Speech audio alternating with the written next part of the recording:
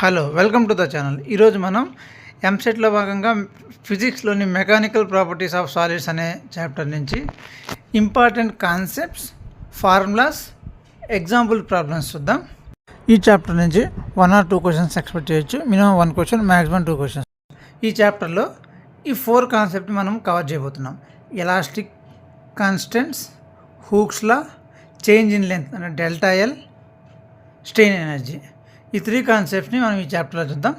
Remaining కాన్సెప్ట్ని వేరే వీడియోలో చూద్దాం.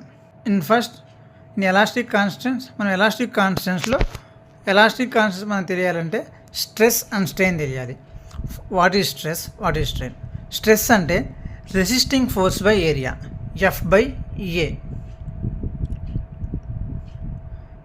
F/A. Then units Newton per mm square. Units for stress is Newton per mm square.